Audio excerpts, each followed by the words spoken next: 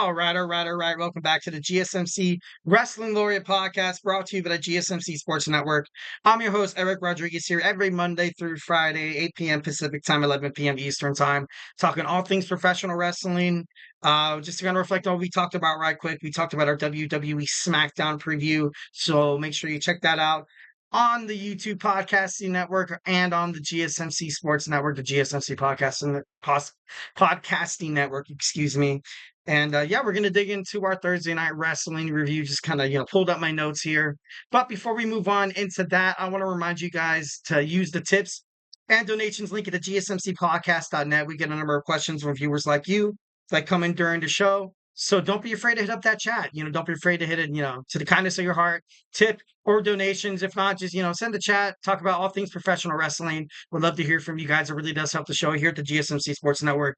We do love a lot of peace, love, and positivity 1,010%. Remember to Superman punch that like and subscribe button to the show. Follow the network, the GSMC Sports Network, and follow the best wrestling show on air, the GSMC Sports Network, the GSMC Wrestling Laureate Podcast, excuse me. Make sure you do that. Or just, simply subscribe to the show here. Make sure you follow the link is at the GSMCpodcast.net. So Thursday night wrestling review, we are heading toward TNA Slammiversary, a lot of crazy stuff. We see the No Quarter Catch crew taking on the Rascalz.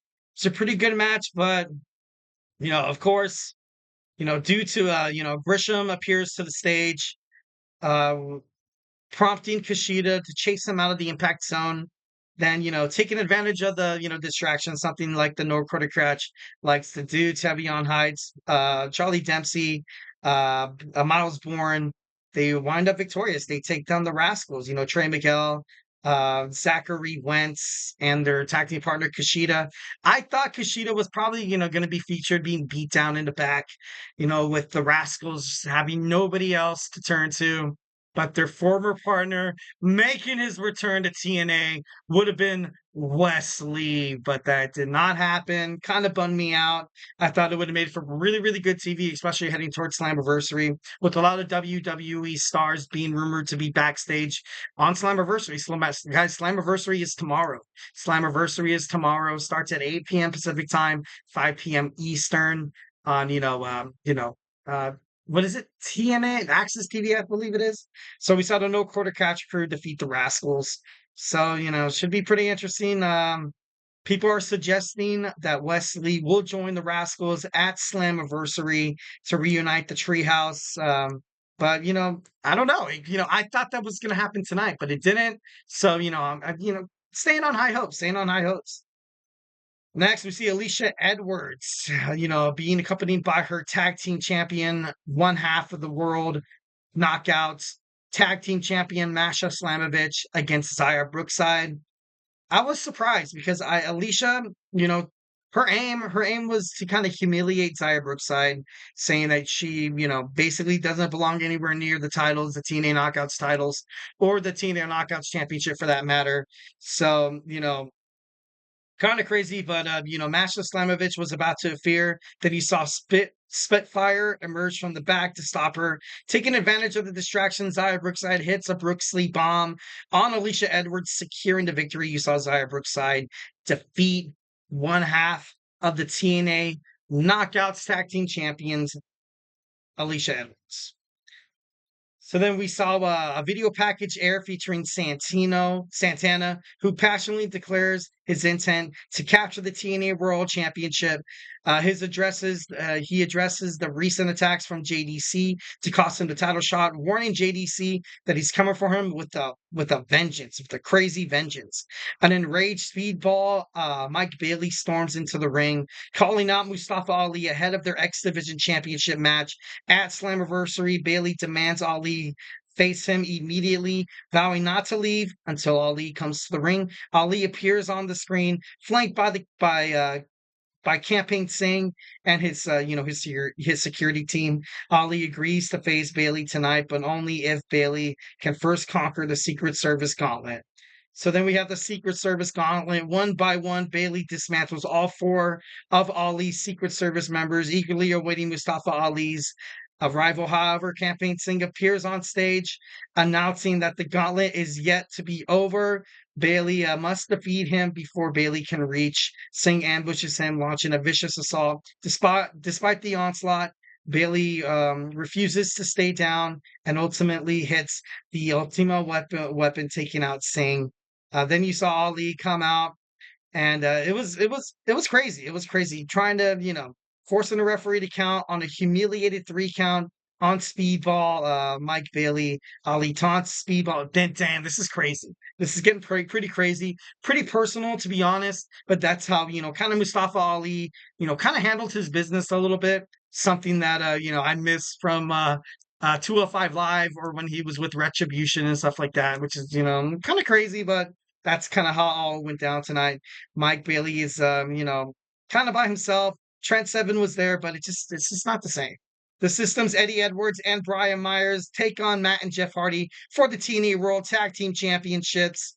It was a pretty good match back and forth. You saw Matt and Jeff fight their hearts out. It was kind of cool to see them come back together after 7 years of being apart.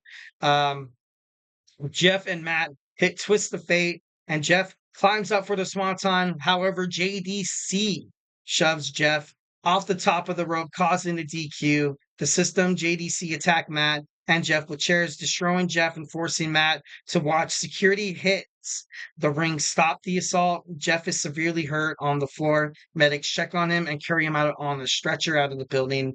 The System's Eddie Edwards and Brian Myers, they win the match. Well, not they don't win the match. They lost the match, but it was DQ.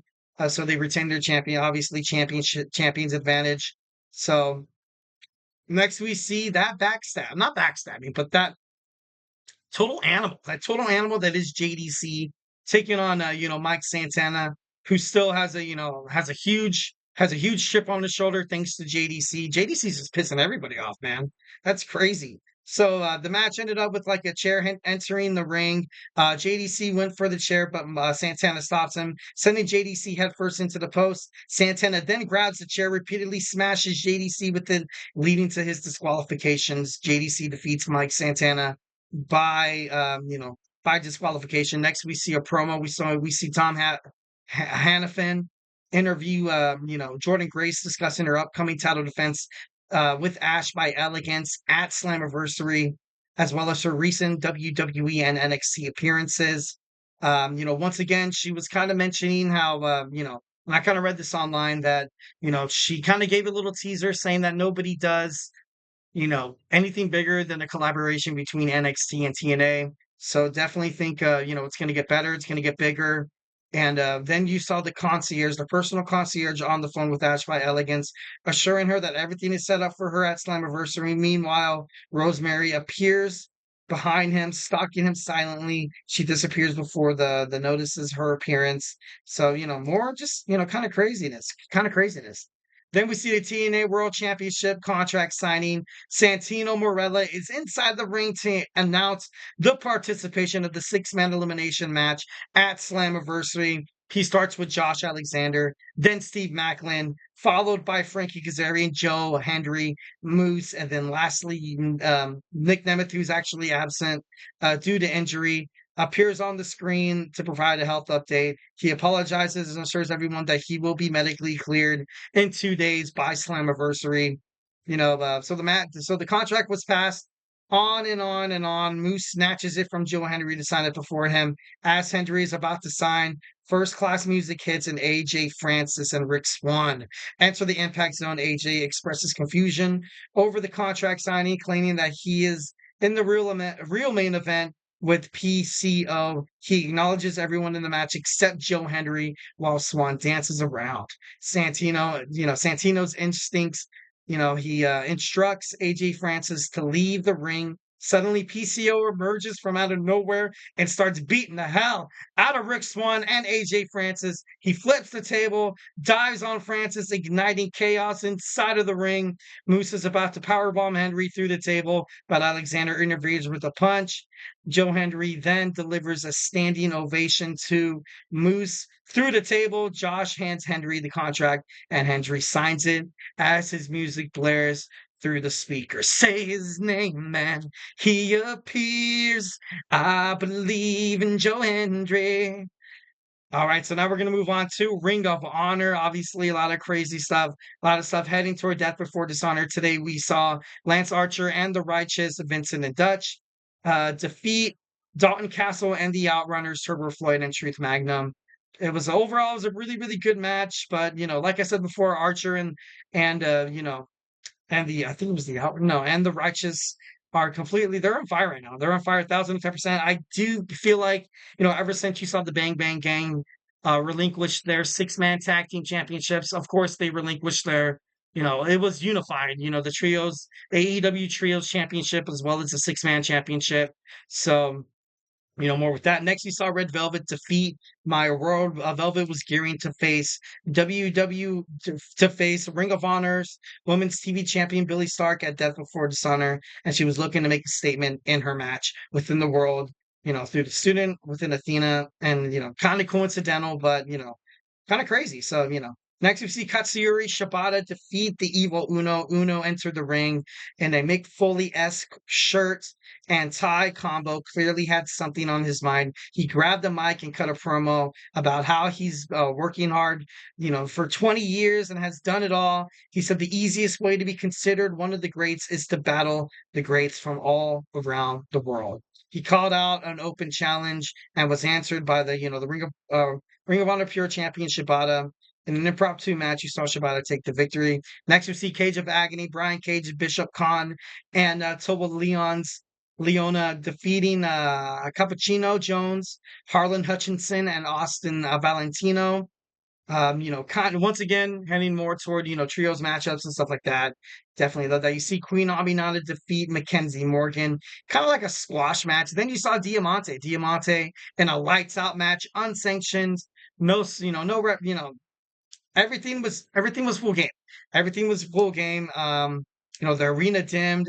The contest between Diamante and Hirsch. The lights, they were not actually dim. The ring was littered with chairs, kendo sticks, tables, and all other assorted weapons. Kind of crazy how this all went down, but kind of like what I thought. Diamante then delivered a massive code red to Hirsch, driving her through the table and getting the 1, 2, 3. And of course, obviously, you have Ring of Honor, Death Before Dishonor, right around the corner. So, you have Roderick Strong taking on the Ring of Honor World Champion, Mark Briscoe, who's in Blood and Guts next week on Dynamite. So, kind of crazy. So, just a quick little NWA, the National Wrestling Alliance Power episode. You saw a couple of matches. I think the show only runs for like an hour. It's kind of crazy. So you saw the finals for the Crockett Cup. The the National Wrestling Alliance World Women's Tag Team Championship. We saw King Bees, Charity King, and Dana B. defeat Tiffany Neves and also Rika Tahaka. And then Tahaka. The National Wrestling Alliance's World Heavyweight Champion EC3, of course, retains his championship against Sam Adonis, which is no surprise. EC3 is, mostly holding that company on his back. 1,010% got to pay respects to that. Then you saw Crockett Cup Finals, the Southern Six, Kerry Morton and Alex Talon with Ricky Morton defeat the Immortals, Kratos and Odin's son, after a low blow by Kerry Morton. Kind of crazy. The Southern Six celebrated the win. Cut a good post-match promo. So there you have it. Your Thursday night wrestling review, Ring of Honor, TNA, and a splash of the NWA.